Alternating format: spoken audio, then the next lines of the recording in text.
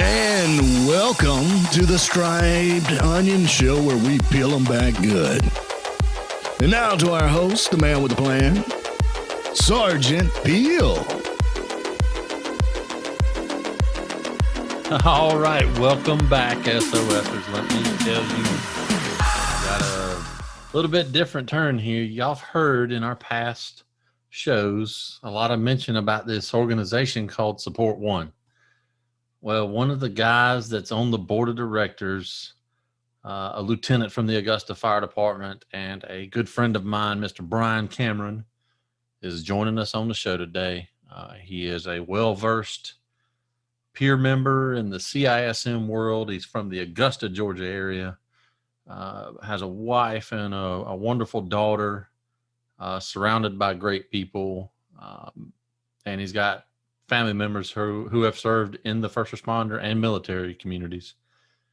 So well-versed, well-rounded. I'm glad he's on the show today. He's going to tell you a little bit about what Support One is, because I know some of you are asking.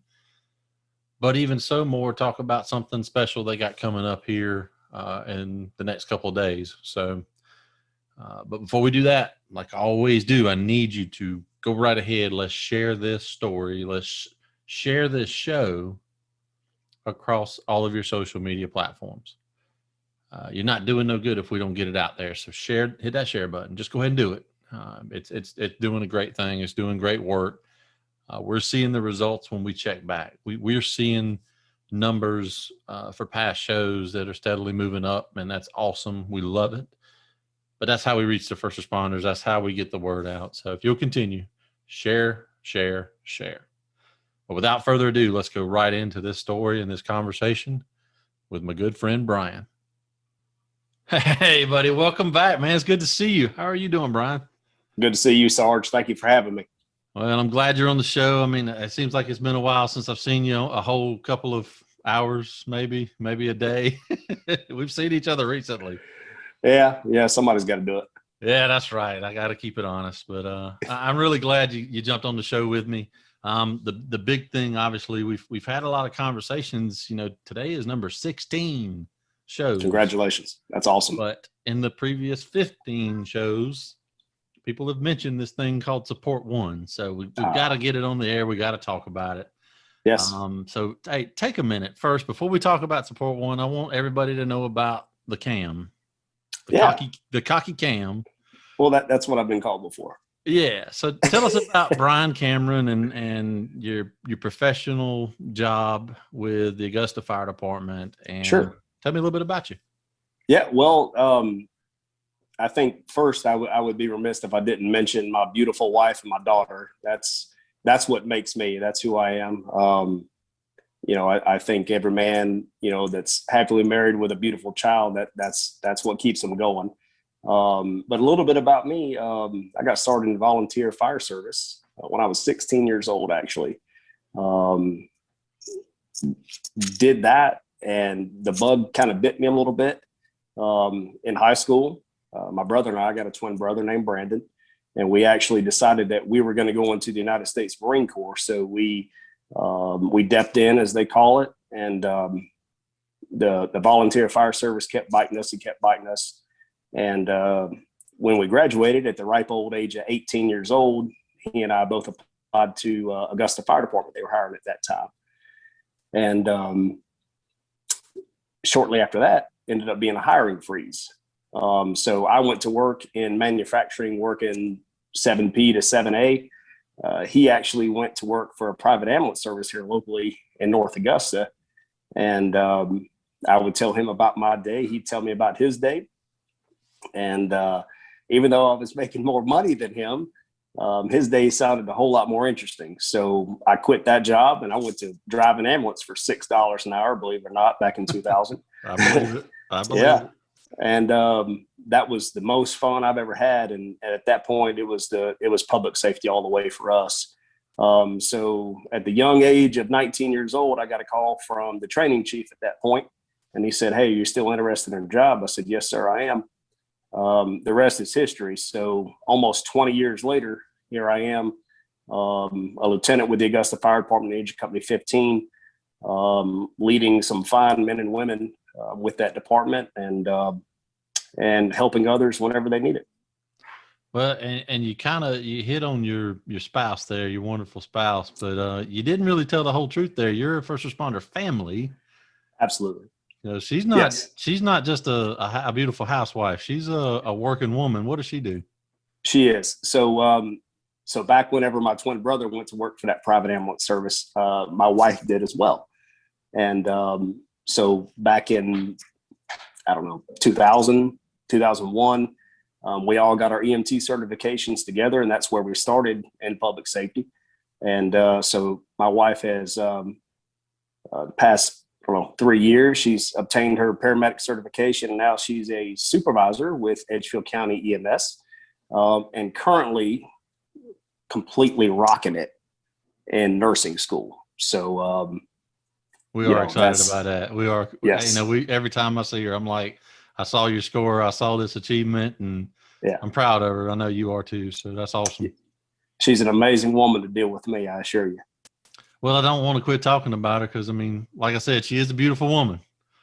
But the show's got to go back to the CISM side. So let's go talk about Support One a little bit. I mean, if we have to. I got to twist your arm, okay, buddy? I got to twist your arm. Gotcha. Love you, honey. Yeah, that's right. There you go. So Support One, tell me how you got involved with Support One. Tell me what they do, what it's about. Yeah, so Support One was actually started January 1st, 2012.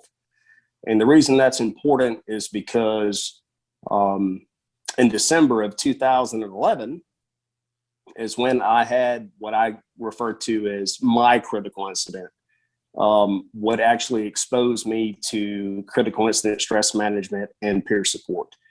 I would, like any other firefighter, we all had part-time jobs. At that time, I wasn't a dad, I was just a husband.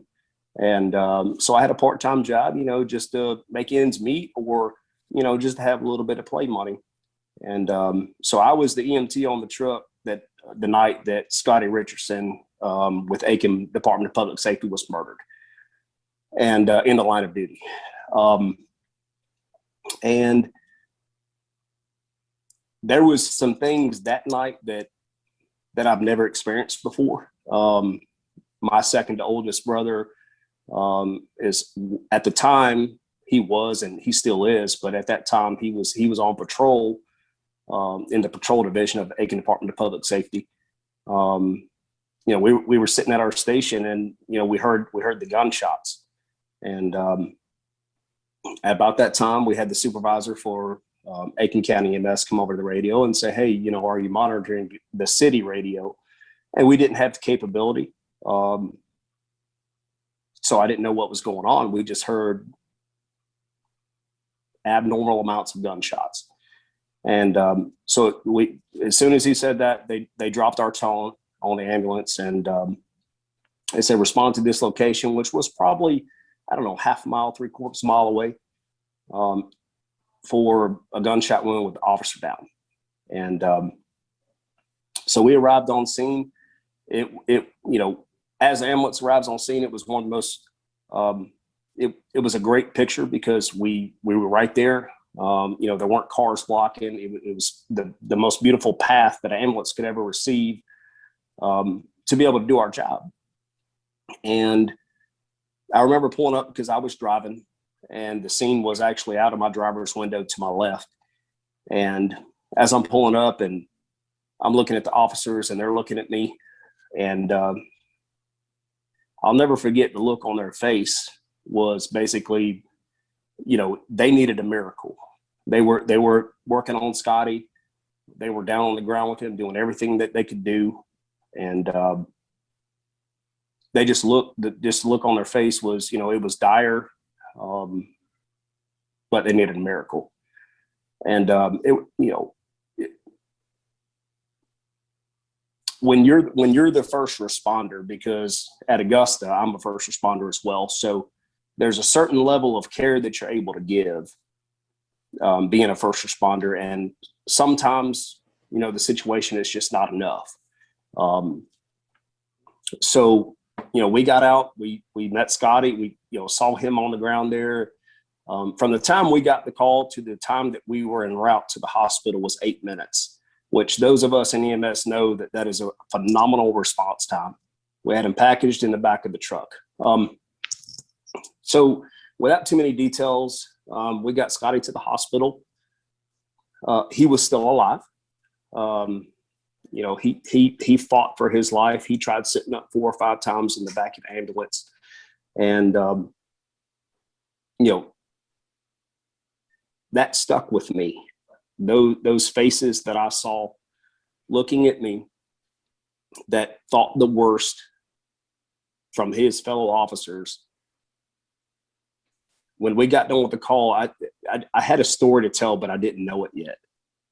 And I just wanted his fellow employees and his brothers and his sisters that were right there with him. I wanted them to know that he fought for his life. And this was the first time that I've ever been defused. That was new to me. After 10, 11 years in public safety, I've never had a defusing. I've never had a debriefing. I've never had the hey, this may be what you're going to go through. This may be how you feel. It was none of that. You know, the old culture was, hey, this is his job. If you can't handle it, find something else. So I tell you that to tell you this, that there was a guy on scene that night that I distinctly remember looking at. I don't know why, but in my opinion, the Lord had a hand in it. But before that night, we were acquaintances. We knew each other. His name was Chris. And I looked at him in his eyeballs, and he looked at me, and that's the way that I'm always going to remember it, because that's the way it happened. And the next day, after the defusing, which was incredible in itself, because this person told me exactly how I felt. And I said, what kind of witchcraft is this? How do you know how I felt? And I went home. Thank God my wife was home. She's been in public safety the same amount of time I have. And, I came home, I held her, she held me, I cried. And I don't remember, much else about the night. Obviously, I know I didn't sleep good. But the next day is what started it with Support One for me, because I got a call from Chris, that same man that I locked eyes with that night. That was not my friend. I knew him. I respected him. He knew me. I think he respected me. But he called me, and he just so happened to live across the street in the next neighborhood. And he said, hey, man, he said, I just wanted to see how you're doing. The very first time somebody's ever asked me that outside of my wife. And I said, brother, be honest with you, I'm not doing too good. And he said, well, hey, can you come to my house and let's talk about it? I said, absolutely. So a couple hours later, I drove to his house. I sat on his couch. I think we both had a cry. And we just talked about it. And at that point, I had no idea what he was doing for me was peer support. I've never heard of it before in my life. All I know is that he's a brother just like me. It doesn't matter what color your line is, whether it's yellow, red, blue. When you go through something like that and you experience it together, you're all the same. And he was there. He might not have seen what I saw, and I might not have seen, saw what he seen. I just don't know. But he was there, and that was huge for me. And it wasn't long after Scotty's funeral that we did this thing called a debriefing. And Chris actually walked me through this process because he'd been through it himself. And he said, hey, this is what it's going to be. And I said, you know what? That's the biggest thing that was bothering me, was I needed to let his coworkers know, his brothers and his sisters in blue, that Scotty fought for his life. I needed to let them know that. That was the biggest, never mind the things that my eyes saw, never mind the tragedy that it was, but it was the more human aspect of it. that I just needed to let them know that Scotty wasn't dead when he left them. And I got that chance to during the debriefing. And when I left there, I don't know if it helped anybody. I'd like to think that it did. But when I left that debriefing, the weight on my shoulders and my gut and my knees was gone. Now, the tragedy still remained. The things that were in my brain still remained, and that's something that's never going to leave. But what I needed to say was said, and it was final. And then it wasn't long after that, Chris said, "Hey, we're starting this organization," and they did. And I said, "Anything you need, ask me, call me." I started off as a volunteer with Support One just because I know that the impact that it had in my life. I didn't want to do my job anymore. I didn't want to be a firefighter anymore. I didn't want to be EMT anymore. I still haven't been an EMT on an ambulance since then. And I'm okay with that. But I was tired of people. I was tired of tragedy. I was tired of hate. And I was just tired of seeing what people can do to each other. And I wasn't sure if I wanted to do it anymore, between the period where Scotty was killed, his funeral, and then the debriefing. I didn't know what I was going to do. It's all I've known. It's been my life. But I was just tired of it. And Chris, a debriefing, a diffusing, and Support One saved my career. And I told Chris, I said, "Hey, anything I can do to make this organization successful," which obviously Support One does, critical incident stress management. But the main mission of Support One is to train first responders like me that have been through crap, that life has become a new normal, to train them to say, "Hey, other first responder, other firefighter, other law enforcement officer, other paramedic, other 911 dispatcher, we're going to get through this, and here's how we're going to do it. And life is great on the other side." Is it the same as it was before? Absolutely not. So I volunteered, and I'm not going to say I worked my way up, but I was humbled when Chris asked me at one point to become a board member of the organization. And one of the best decisions, beside, asking my wife in 1996 in the 10th grade to be my girlfriend, one of the best decisions I've ever made in my life. And this organization has helped countless people. Its reach, it's not just here locally, but it's across the United States. And I'm here because of it, and I'm able to talk to you because of it, Sarge. Well, I appreciate it. Your story's impactful. I will say that. I'm glad you're the one that went through it. I will tell you that, because like you said, if there is a silver lining, you just laid it out. So appreciate your service with that. Thank you. You're still a part of Support One, I take it? Absolutely. Absolutely. Awesome. They're going to have to run me off first, I guess. Well, I think they're going to have a hard time anyway, it sounds like. But so tell me, I noticed you got a shirt on there and it says something golf tournament. So yeah. What's the deal with the golf tournament?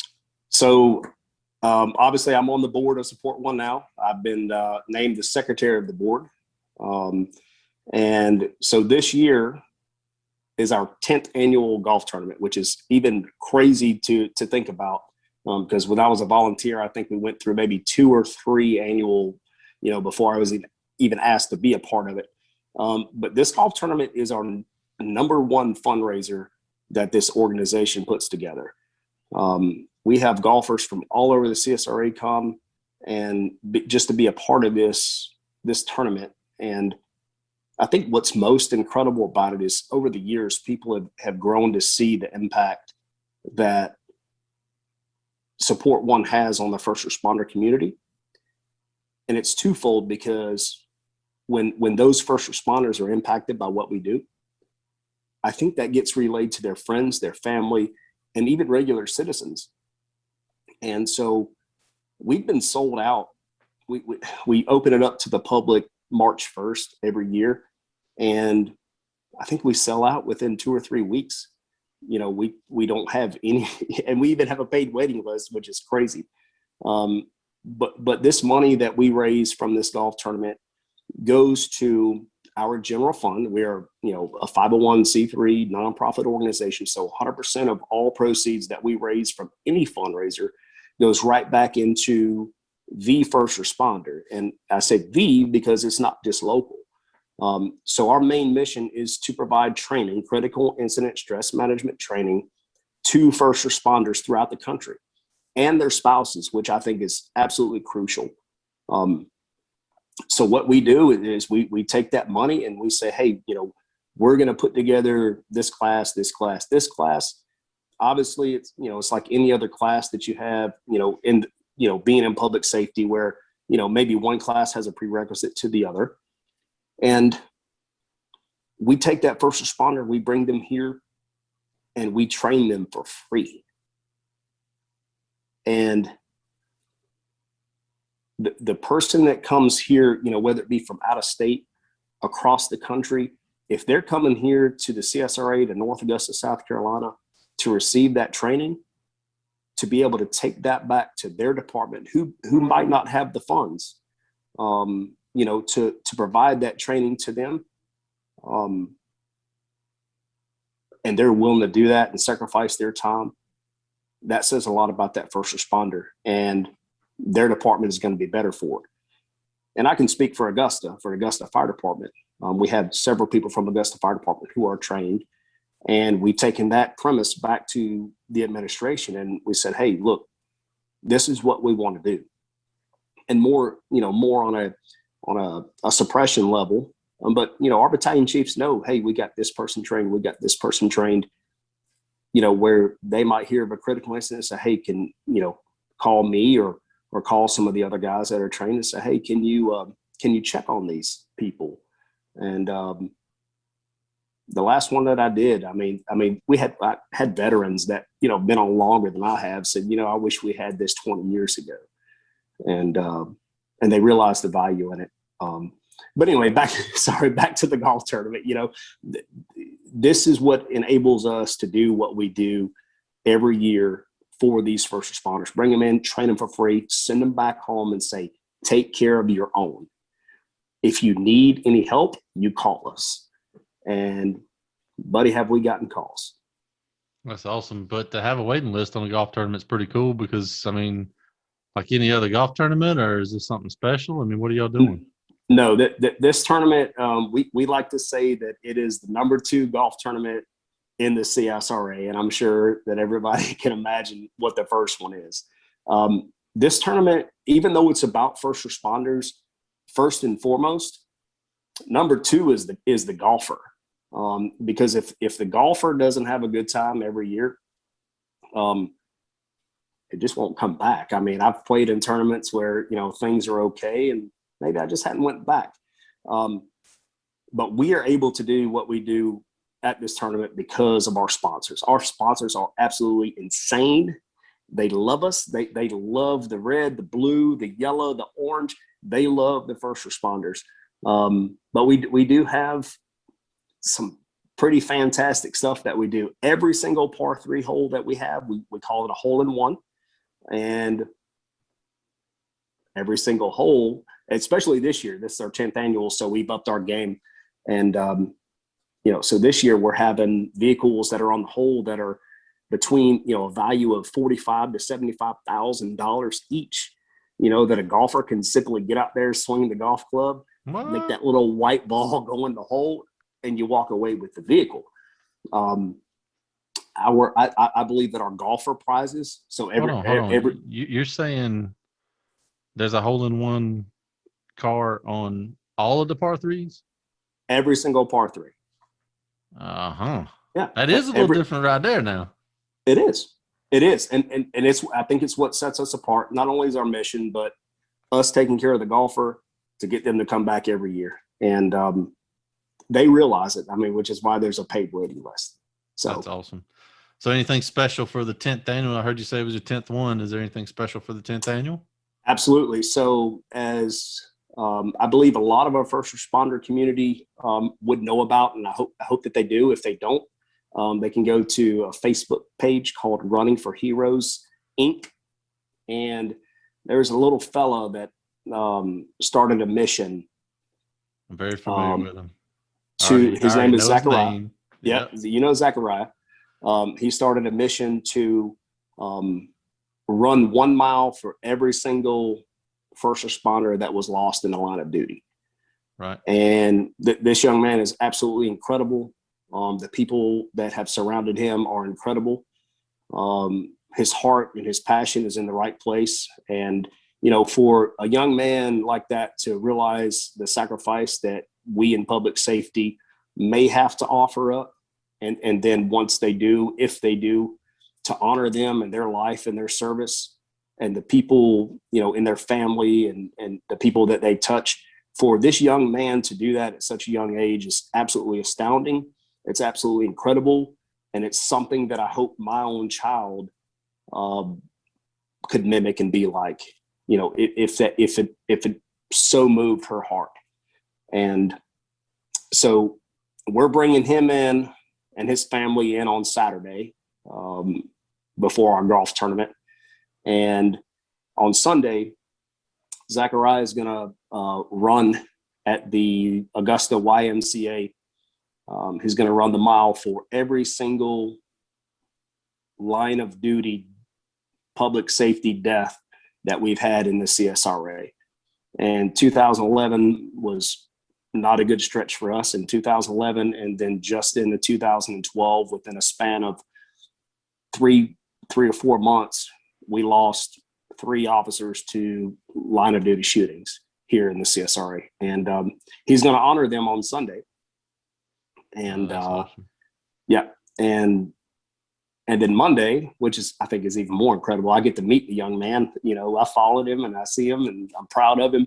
But on Monday I get to meet him, and he's going to be hanging out at our golf tournament and talking with our golfers and our sponsors and stuff like that. And just be able to showcase what he does for the first responder community. That is awesome. I love it. Yeah. That is so cool.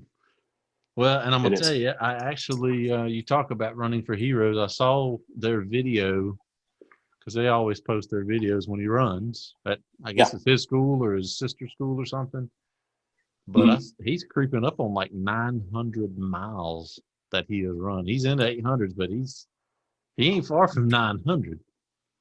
He's not. And he only started like 2 or 3 years ago. He did. And I wish that number would quit moving, actually. You know, I wish the young man would sit down. You know, well, and did you notice? So it's not just that, because he does raise a lot of money too. So in his fundraising, and I don't know if you know this, but in his fundraising, part of their charity actually gives money to injured officers and firefighters and border patrol agents. Correct. So that's correct. Yeah. I think how they do it is they pick one every month, and it's not just a couple $100 to go take care of whatever they need to take care of. It's like $10,000 a month that they give out. It's incredible. That's impressive. Is he 14 and he's raising money like that? That is so awesome. So it is, and you know that just shows his heart, his passion, and his mind, and it's more than him at work. This young man's got a purpose, and he's going to do big things. Absolutely. So SOSers right now, just go ahead and look for that Running for Heroes website, Facebook page, whatever it is, and just check him out. If you're looking at his Facebook page, though, definitely look at some of his past videos, because it's not just some kid running around the track. No. He's followed by first responders. They run with him. They follow him in patrol cars and battalion chief trucks and stuff like that. I mean, they're out there with him, bagpipers. I mean, it's He's an awesome dude. He's loved. He is Yes, loved, he is. and he's he is appreciated. known nationwide. Yep. And to my understanding, the airlines, because he does have to fly, because he flies all over the country helping first responders. The airlines love him because he's got a passion for planes and drones. I know that about him too. I might have been stalking him a little bit. I'll just say that. But he's a good dude. Yeah.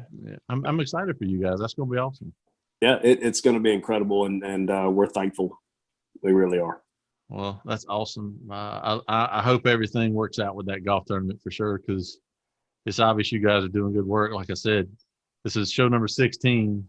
The previous 15, Support One has come up somewhere in the area of between 10 and 20 times. And, it's time to talk about Support One to find out what this is about. So I appreciate it. So just out of curiosity, do you have any stats? Do you know how many people y'all trained or anything like that? I mean, it might be hard to ask you that on the spot. I don't know. How many board members y'all have? We have 8 board members. And what we really like is the fact that we actually have civilians on our board. I don't know, two-thirds of the board is made up of first responders, but we also have people of the community that are on our board that, I think 90% of America, loves their first responders. They realize that they're needed. And so you're saying it's not like the mainstream media portrays it? Absolutely. I know the truth, Brian. I know the truth. You know the truth. We're speaking the truth. You know the truth. And what's so funny is I wish that I could take America and put them in a pair of boots and just have them walk beside me and to go be with the people that call us whenever they need us. When my tone goes off and my dispatch gives me the type of call that we're going to, they don't tell me whether the person that called is a good person, a bad person, whether Black, white, Asian, Hispanic. They don't tell me that. What they do is they say, hey, this person needs you. This person called this number because they need help. And guess what? I get on my truck and I respond to them. And that is why public safety, first responders, that is why we do what we do. It's a great love for humanity. Listen, there is no other job in the world that you can get paid and help mankind other than the military. There's no other job that is a direct service to your fellow man or woman. And there's many times where I've run calls that I've wanted to know the outcome and I never do. But here's the thing. What I make sure of is that I'm here, your emergency is over. And I hope that through my treatment, through whatever I have to do for them, that somehow in there is some love being shown to them. It doesn't matter to me, the politics of things these days. I actually made a man cry one time. I didn't even mean to, because maybe he was too in tune to the media and things of that nature. And he was a man and I was a man. That's all I know. But he said to me, and I'm just going to say this because there's no other way to say it. And I want to share this story. And he made mention, he said, if I was white, things would be different. And I said, sir, when you called 911 today, I said, they didn't tell me what color you were whenever I got on my fire truck. He literally put his head down and his chin touched his chest and he started sobbing. And I said, I'm here to help you no matter what. And I'm going to be here from here on out. I said, you call whenever you need help. And he actually said, I'm sorry. And I think that's what we're missing these days is we're all human. We're doing this world. We're riding this earth around and around in a circle every day together. And I don't believe for 1 minute in the narrative of the world is as bad as it's being portrayed. I don't believe it. I see it every day. I agree with you. I don't either. Mm-hmm. And it's not. And if you're listening, and I hope that makes a difference, but this world is not as bad as it's being portrayed. I see it every day. I don't care if you make $1 million or you're homeless. Us first responders are going to treat you the same. It doesn't matter. And I believe that, 95% of humanity is that way. I really do.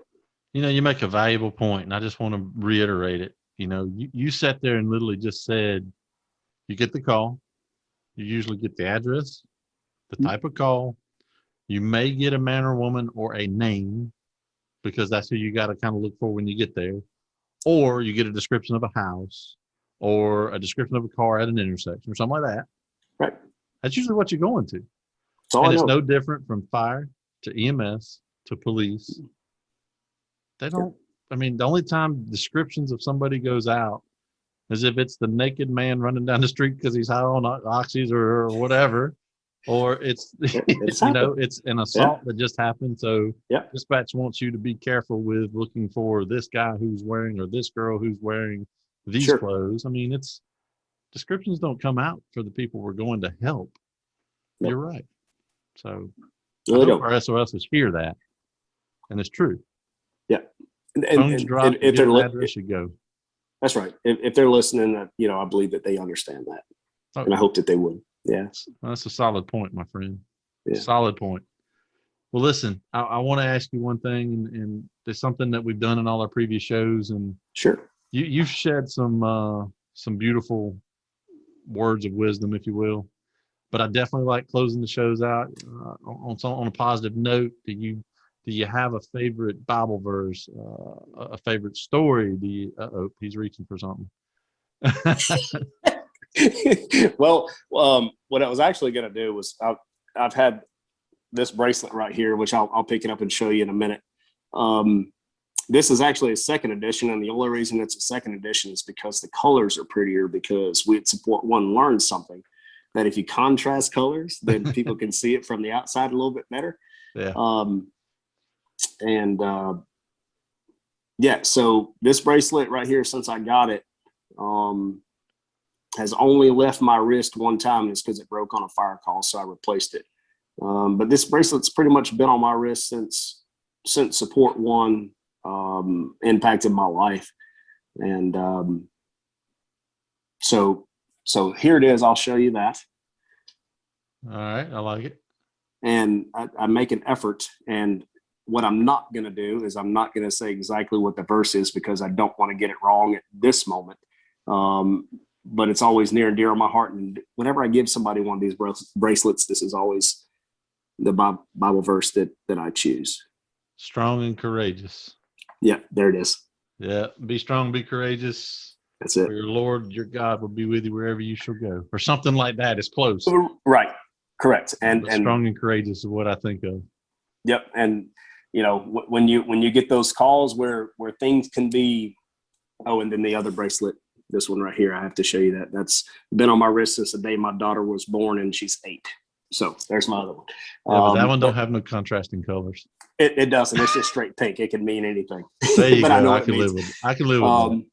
Yeah, but be strong, courageous, for your Lord, your God is with you. And I'll be honest with you, sometimes you get those calls where it's, hey, this could be bad. And I would be remiss if I just didn't reach over and just touch this one time. And, the Lord has been with me. The Lord has blessed me. I'm an imperfect man, just trying to make the way. And I think we all are. So absolutely, and I'm going to leave it there. That's just where I am. So I believe that, I think you touched on it earlier, like you said, I was meant to go through what I went through for a reason. And my wife knows this. I've told her this. I even try to make it a point to talk to people that maybe going through peer support with me, that I am not sad about what I went through. I'm sad about the circumstances. But I went through what I went through to be able to help someone else out. And I believe that I've accomplished that through many debriefings. I mean, we've been through debriefings all across the Southeast. Support One has been, even been requested to Texas to assist out there. Indirectly, we've been to DC with the Capitol stuff that went on up there. So the tentacles of Support One started here locally, but it far outreached throughout the country. And there's only one way that happens, and that's through the Lord. I mean, it's a blessing. Our job's a blessing and a curse. I'm cursed because we have to see the things that we do, but I'm blessed because we're able to realize that life is precious, and every day you better make count. Because there's no turning back. Once it's done, it's done. So every day belongs to you. I actually listened to something yesterday, and I have to share this. You can't live with a foot in yesterday and a foot in tomorrow. Be where your feet are. Yeah. And that's today. So there's nothing wrong with looking back to see where you stepped and learning from it. That's it. You're right. But don't live there. And you can't figure out where you're stepping tomorrow, but you can dang sure try to step in a certain direction. Yeah. Well, yeah. I like that. That's pretty good. Yeah. Yeah. So, brother, I'm going to tell you, I'm glad you jumped on the show. I greatly appreciate you jumping on the show. I appreciate your story. I appreciate your service, not just to the Augusta community, to your EMS community that you served with. Thank you. Family of first responders, family of military. Yeah. Background. I love it. Appreciate all your service, your wife's service, first responder family. I love saying that. That's awesome. So there are a few out there, but don't mind having one on the show. So that's right. Nothing like it.